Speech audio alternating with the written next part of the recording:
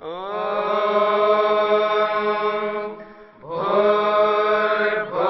स्वः तत्सवितुर्वरेण्यं भर्गो देवस्य धीमहि धियो यो नः प्रचोदयात्।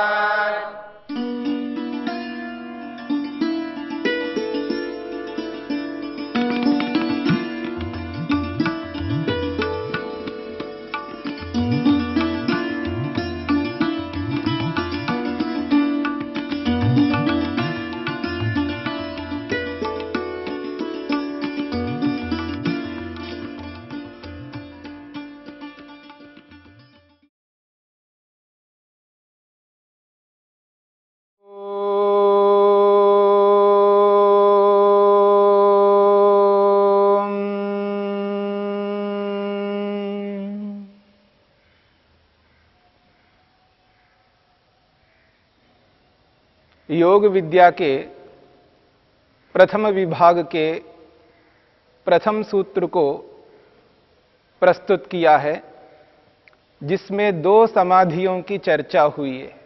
एक संप्रज्ञा समाधि और दूसरी है असंप्रज्ञा समाधि। संप्रज्ञा समाधि के 4 विभाग बताए हैं: वितर्क, विचार, आनंद और अस्मिता।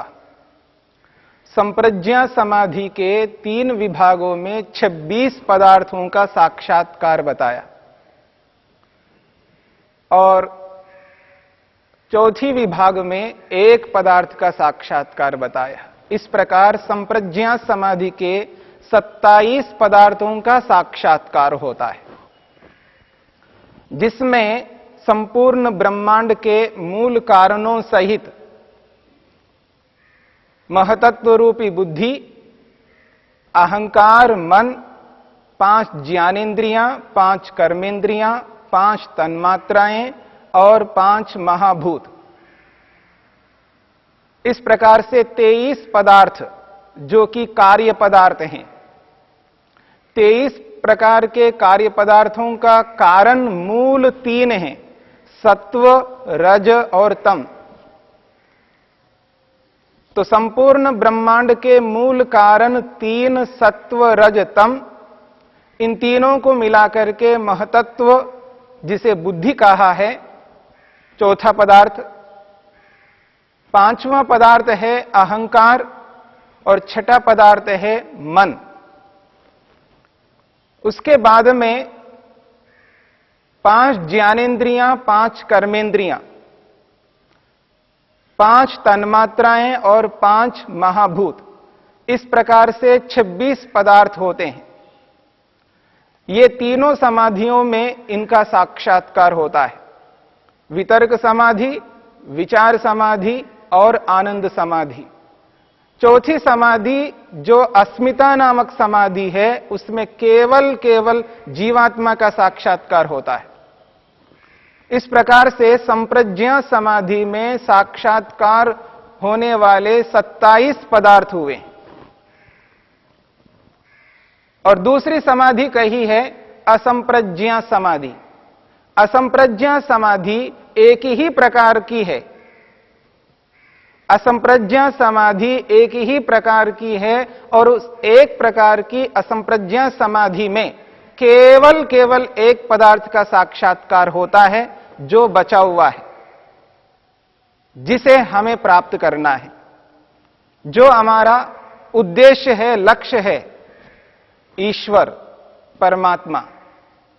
असंप्रज्ञा समाधि में केवल परमात्मा का साक्षात्कार होता है। इस प्रकार से कुल मिलाकर के 28 पदार्थ हुए।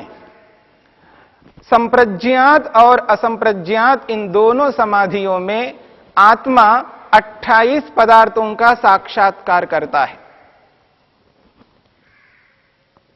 तो इस योग विद्या के प्रथम विभाग में प्रथम सूत्र में 28 पदार्थों को साक्षात्कार करने की बात कही है। प्रथम सूत्र पूरा हुआ। इस प्रथम विभाग का दूसरा सूत्र अब प्रारंभ हो रहा है। योगश्चित्त वृत्ति निरोधः, योगश्चित्त वृत्ति निरोधः। इसमें 4 शब्द हैं। योगः 1, चित्त 2, वृत्ति 3, निरोधः 4। योगश्चित्त वृत्ति निरोधः, चित्त वृत्ति निरोधः 3 शब्द हैं। चित्त वृत्ति निरोध। इन 3 शब्दों से योग को बताया गया है, समझाया गया है, योग की परिभाषा की है। योग किसे कहते हैं? महर्षि वेदव्यास ने प्रथम सूत्र में अपने ढंग से योग की परिभाषा की है। योगः समाधि, समाधि को योग कहते हैं। साक्षात्कार को, प्रत्यक्ष को योग कहते हैं। योगः समाधि। महर्षि वेदव्यास ने संक्षेप रूप से योग की परिभाषा की है। योग सूत्रों को बनाने वाले महर्षि पतंजलि ने अपने शब्दों में सूत्र के माध्यम से योग की परिभाषा की है। सूत्र के द्वारा योग को समझाने का प्रयास किया है। योग किसे कहते हैं? तो दूसरे सूत्र में महर्षि पतंजलि ने योग की परिभाषा की है, योगश्चित्त वृत्ति निरोधः। चित्त वृत्ति निरोधः योगः। 3 शब्दों से योग को स्पष्ट किया है। पहला शब्द है चित्त, दूसरा शब्द वृत्ति, तीसरा शब्द निरोधः। चित्त का अर्थ है मन। मन को चित्त शब्द से कहा है। प्रथम सूत्र में आपके सामने स्पष्ट किया था, मन के अलग अलग शब्द हैं। मन को बताने के लिए, मन को संबोधित करने के लिए मन के अलग अलग शब्द हैं, अलग अलग नाम हैं। उन नामों में एक नाम है चित्त।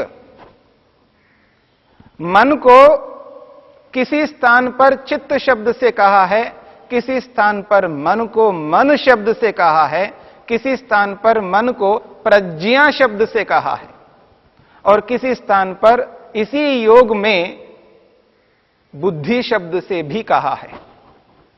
तो अलग अलग शब्दों से एक ही मन को संकेत किया है। जैसे लोक में एक व्यक्ति को अलग अलग नामों से पुकारते हैं, उसके अलग अलग संबंध होते हैं, इस कारण से अलग अलग नाम है। जैसे हम सबका औरों के साथ, दूसरों के साथ अलग अलग संबंध होते हैं, उन संबंधों के कारण से हमारे अलग अलग नाम होते हैं। ठीक इसी प्रकार मन के भी अलग अलग कार्य हैं, अलग अलग काम हैं, उनके कामों के कारण से उसके अलग अलग नाम हैं। तो उन अलग अलग नामों में एक नाम यहां पर इस दूसरे सूत्र में चित्त शब्द से कहा है। तो यहां पर चित्त का अर्थ है मन। दूसरा शब्द है वृत्ति। वृत्ति कहते हैं व्यापार को, वृत्ति कहते हैं क्रिया को, वृत्ति कहते हैं कार्य को। क्रिया कहो, कार्य कहो, व्यापार कहो या वृत्ति कहो, एक ही बात है। तो यहां वृत्ति शब्द से कार्य को कहा, क्रिया को कहा। तो क्रिया, व्यापार, कार्य, यह वृत्ति शब्द का अर्थ है। तीसरा शब्द है निरोधः। निरोधा का अर्थ है रुक जाना।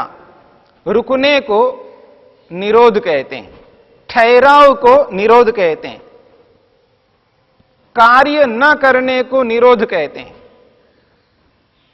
कोई क्रियाकलाप का न होना, कोई व्यापार का न होना, रुक जाने का नाम निरोध है। तो चित्त वृत्ति निरोध,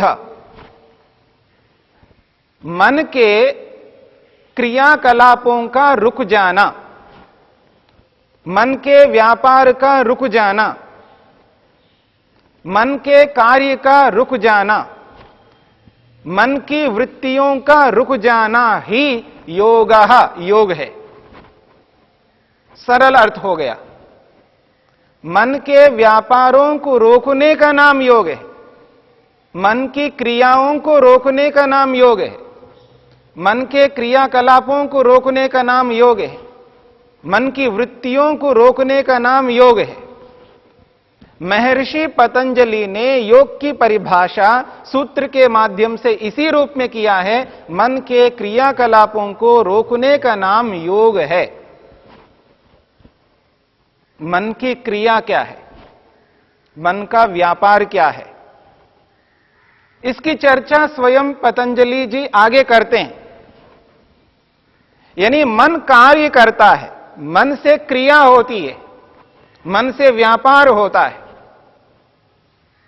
हमें यह समझना है, ये जो व्यापार होता है, जो क्रिया होती है, ये क्रिया किस प्रकार की होती है। लोक में दो प्रकार से क्रिया होती है, व्यापार होता है। एक व्यापार स्वतः स्वयं करता है, हम सब इस बात को जानते हैं, एहसास करते हैं। कोई क्रिया करता है, कोई व्यापार करता है, स्वतः स्वयं करता है, अपनी इच्छा से करता है। और दूसरी ऐसी भी क्रिया होती है जो स्वतः स्वयं नहीं होता है, कराया जाता है, दूसरे के माध्यम से उस क्रिया को कराया जाता है। क्रिया का होना, व्यापार का होना निश्चित है। दुनिया में कोई ऐसा पदार्थ नहीं है जिससे क्रिया नहीं होती हो, व्यापार नहीं होता हो। प्रत्येक वस्तु में यह सामर्थ्य है कि वो क्रिया करे, वो क्रिया कर सकता है, व्यापार कर सकता है। परंतु हमें यह देखना है, क्या प्रत्येक वस्तु में उस सामर्थ्य के होते हुए भी, क्रिया करने का, क्रिया होने का सामर्थ्य होते हुए भी, क्या वो वस्तु पदार्थ स्वतः उस क्रिया को कर सकता है अथवा नहीं। स्वतः स्वयं करता है अथवा दूसरे के कराने पर करता है, दूसरे की प्रेरणा से करता है, यह हमें देखना है। तो इसमें दो ही स्थितियां हमारे सामने उपस्थित होती है। एक स्वतः क्रिया करने में सक्षम है, समर्थ है, और एक ऐसा भी पदार्थ है, क्रिया हो सकती है, उसमें सामर्थ्य है, पर स्वतः क्रिया करने में सक्षम नहीं है। प्रेरित करने पर, किया जाने पर, उसको प्रेरित किया जाए, कराया जाए तो क्रिया होगी, यदि नहीं करवाया जाए तो कोई क्रिया नहीं हो सकती। गाड़ी में टू व्हीलर से लेकर के फोर व्हीलर तक कोई भी गाड़ी लीजिएगा, क्रिया करने में सक्षम है, लेकिन स्वतः सक्षम है या किसी के द्वारा कराया जाने पर सक्षम है, सभी बात को जानते हैं। इस बात को प्रत्येक व्यक्ति स्वीकार करता है, जानता है कि प्रत्येक गाड़ी में क्रिया करने में सक्षम है, क्रिया उसमें हो सकती है, सामर्थ्य है, लेकिन स्वतः सामर्थ्य नहीं है, कराया जाता है। ड्राइवर के माध्यम से उसमें क्रिया कराया जाता है। ड्राइवर चालक अगर उसको चलाता है तो क्रिया होगी, नहीं चलाता है तो कोई क्रिया नहीं हो सकती है। तो हमारे सामने दो पदार्थ आए। एक ऐसा पदार्थ है जो स्वतः स्वयं कर सकता है अपनी इच्छा से, और एक ऐसा पदार्थ है दूसरे से करवाया जाता है। मन भी क्रिया करता है, क्रियाकलाप उससे होते हैं, मन से व्यापार होता है, मन से वृत्तियां बनती है, पर स्वतः बनती है या किसी के द्वारा बनती है, यह हमें निर्धारण करना होगा। जब यह निर्धारण हो जाएगा, मन को समझना आसान हो जाएगा, सरल हो जाएगा। और जब तक व्यक्ति इस बात को नहीं समझ पाता है तो वो ये इस भ्रांति में रहता है कि मन स्वतः स्वयं करता हो। जब सिद्धांत स्पष्ट होता है व्यक्ति के सामने तो उसको परेशानी नहीं होती है, सरलता होती है किसी विषय को समझने में। तो मन भी क्रिया करता है, व्यापार करता है, और प्रातःकाल उठने से लेकर के जब तक हम नहीं सोते हैं तब तक हमें यह एहसास होता है मन कर रहा है। मन के किए बिना कोई क्रिया, कोई कर्म नहीं हो सकता है, कोई व्यवहार हम नहीं कर सकते हैं। सोते वक्त शयन काल में भी मन क्रिया कर रहा होता है, लेकिन सोते वक्त हमें एहसास नहीं होता है, उठने के बाद एहसास होता है। सोकर के जब हम उठ जाते हैं, जागृत अवस्था में आ जाते हैं, तब हमको प्रतीति होती है कुछ किया है मन ने। इसकी चर्चा हम आगे करेंगे, परंतु यह बात स्पष्ट हो रही है कि मन करता है, लेकिन स्वतः करता है या दूसरे की प्रेरणा से करता है, यह हमें समझना है। तो दुनिया में दो प्रकार के पदार्थ होते हैं। जो स्वतः स्वयं करने वाले जो पदार्थ होते हैं वो अलग प्रकार के होते हैं, वो सब एक जैसे होते हैं। और जो स्वतः स्वयं कार्य नहीं कर सकते वो एक अलग प्रकार के पदार्थ होते हैं, वो भी सब एक जैसे होते हैं, एक ही विभाग में आने वाले पदार्थ हैं। जितने भी स्वतः स्वयं करने वाले हैं वो सब के सब एक जैसे होते हैं, और जो स्वतः स्वयं न करने वाले होते हैं वो भी सब एक जैसे होते हैं। यानी दो ही प्रकार के विभाग है, केवल दो प्रकार के विभाग। और एक ऐसा विभाग है जिसको हम चेतन कहते हैं, जिसको हम चेतन कहते हैं। उस चेतन विभाग में जो भी क्रिया हो रही है वो स्वतः कर रहे हैं, यह प्रतीति होती है। और जो दूसरा विभाग है वो जड़ है, एक लिविंग थिंग, एक नॉन लिविंग थिंग। जो लिविंग थिंग है वो स्वतः स्वयं करने वाले हैं, और नॉन लिविंग थिंग जिसको हम जड़ कहते हैं वो स्वतः नहीं कर सकते। दो ही प्रकार के पदार्थ संसार में हैं। तो हमें यह समझना है, ये जो मन है, ये मन स्वतः करने वाला चेतन है, लिविंग थिंग है, अथवा स्वतः न करने वाला जड़ है, नॉन लिविंग थिंग है। जब तक इस सिद्धांत को हम स्पष्ट नहीं करते हैं तब तक हम भ्रांति में रहेंगे, और जब तक भ्रांति में रहेंगे तब तक मन को पकड़ नहीं सकते। पकड़ने के लिए कितना ही मेहनत करो, पुरुषार्थ करो, कोशिश करो, वो सारा का सारा कोशिश व्यर्थ हो जाएगा जब तक सिद्धांत स्पष्ट नहीं होता है। क्योंकि सिद्धांत के आधार पर ही उस विषय में प्रवेश किया जाता है, सिद्धांत को समझ करके ही उसको जानने के लिए प्रयत्न किया जाता है, सिद्धांत के अनुसार ही उसको क्रियात्मक रूप में, व्यवहार में उसको लाया जाता है। सिद्धांत नहीं है तो क्रिया, व्यवहार जो है वो गलत हो जाएगा। इसलिए इस बात को हमें समझना है कि मन जड़ है या चेतन है। जड़ है तो किस कारण से है, और चेतन है तो किस कारण से है। इस बात को जब हम स्पष्ट कर लेते हैं तब इस योग को करने में सरलता बिल्कुल स्पष्ट हो जाएगा कि कितना सरल है योग करना। मन को अपने काबू में करना कितना सरल होगा, इस बात को लेकर के विचार करेंगे।